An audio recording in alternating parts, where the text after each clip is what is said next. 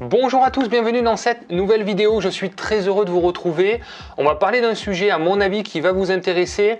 C'est comment ne pas payer d'impôt sur la plus-value. Donc je vais vous donner 5 façons d'éviter l'impôt sur la plus-value immobilière. C'est tout à fait légal, hein, on n'est pas là pour frauder. Mais on est là pour optimiser, on n'est pas là pour payer plus d'impôts que ce qu'il n'en faut. Et je vais vous dire 5 façons tout à fait légales de ne pas payer d'impôts, tout simplement. Allez, c'est parti.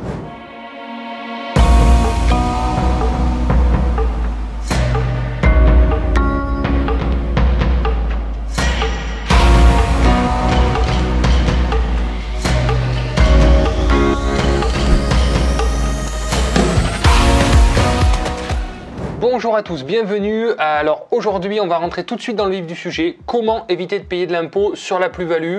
On est des investisseurs immobiliers, donc forcément on fait du locatif, hein. Je parle pas trop d'achat-revente parce que c'est pas mon cœur de cible, c'est pas mon cœur de métier. Je suis plutôt branché investissement locatif, mais j'ai aussi réalisé quelques achats-reventes très intéressants, ce qui permettent d'avoir du cash, d'avoir un peu d'argent pour pouvoir continuer à investir en immobilier locatif et donc d'avoir un petit peu d'apport. Donc c'est pour ça qu'aujourd'hui, je voulais partager avec vous ces astuces-là qui permettent d'éviter l'imposition sur la plus-value. Alors, comment se calcule déjà la plus-value? Qu'est-ce que c'est que la plus-value? Donc si vous achetez un bien immobilier et que vous le revendez, en fait la plus-value, elle va se calculer sur la différence du prix entre votre prix d'achat avec les frais de notaire et les frais d'agence et le prix de vente. Voilà, c'est vraiment cette différence-là. Donc, admettons que vous ayez acheté un bien 200 000 euros, frais d'agence, frais de notaire compris. Vous le revendez 300 000 euros net dans votre poche. Vous avez 100 000 euros de plus-value qui vont être imposés de la manière suivante. Je vous explique. Donc, la plus-value immobilière est imposée pendant 30 ans, 22 ans pour l'impôt sur le revenu et 30 ans pour les cotisations sociales. Vous inquiétez pas, je vous explique ça tout de suite. Ça se décompose en deux parties. Donc, premièrement, vous avez l'impôt sur le revenu. La plus-value sur l'impôt sur le revenu, c'est 19%. Voilà. À partir de la 6e année, vous allez avoir un abattement de 6% par année jusqu'à 22 ans. Voilà. Donc, au bout de 22 ans, vous passez de 19% de taxes de plus-value à 0.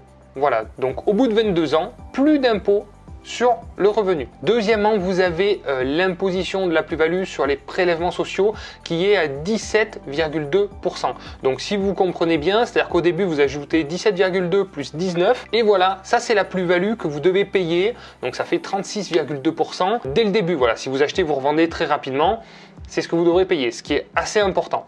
Donc la deuxième partie, les prélèvements sociaux. Donc à partir de la 6e année, vous allez avoir 1,65% de dégrèvement par année jusqu'à 22 ans.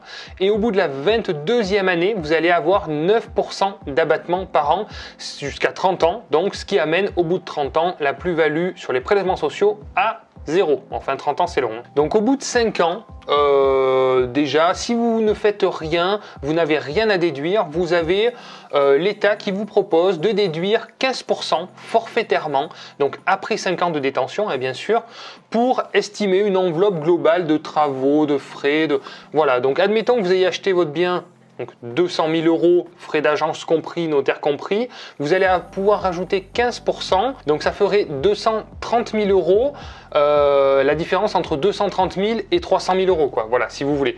Mais dans cette vidéo, je vais vraiment vous expliquer des méthodes beaucoup plus efficaces que ça. Donc premier point, la revente de la résidence principale. Vous le savez sûrement, vous n'êtes pas imposé sur votre résidence principale si vous revendez, donc il faut quand même y habiter, il faut que ce soit votre résidence principale. Il n'y a pas de délai. On pose souvent la question, est-ce qu'il faut la détenir 6 mois, 1 an, 2 ans, 3 ans? Il n'y a pas de délai, c'est laissé à l'appréciation de l'administration fiscale.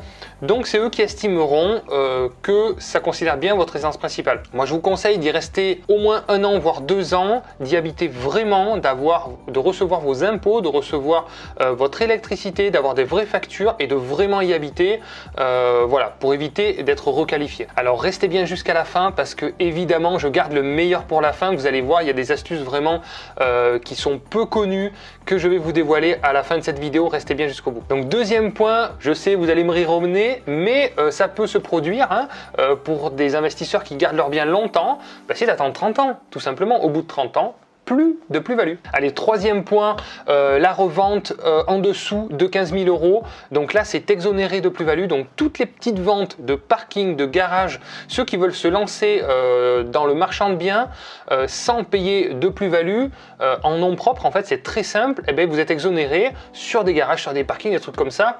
Donc c'est vraiment simple quand on n'a pas trop de moyens au début pour commencer, et d'être exonéré de plus-value, c'est vraiment cool. Voilà, il faut le savoir. Quatrième point, donc là on arrive sur quelque chose déjà de beaucoup plus intéressant, c'est l'exonération de plus-value sur votre première opération d'achat-revente à deux conditions. Première condition, vous devez vous servir de cette plus-value, donc de l'argent généré par la plus-value, pour acheter votre résidence principale.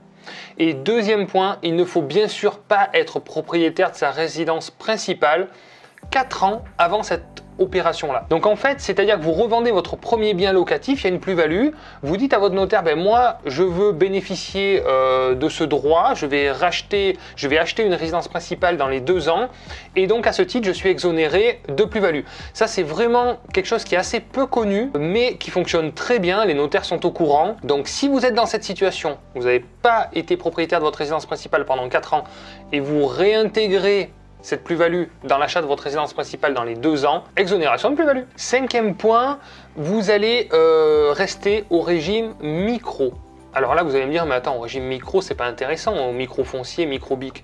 Mais oui, mais pourquoi au régime micro? Parce que si vous achetez un bien que vous comptez revendre, vous n'allez pas déduire vos factures dans votre revenu fiscal, dans votre déclaration d'impôt, mais au moment du calcul de la plus-value. Voilà, il faut bien comprendre que dans un investissement immobilier, soit vous déduisez les factures une fois, c'est-à-dire dans votre déclaration de revenus pour faire baisser vos revenus fonciers, soit vous les gardez et ils seront réintégrés au moment de la vente du bien.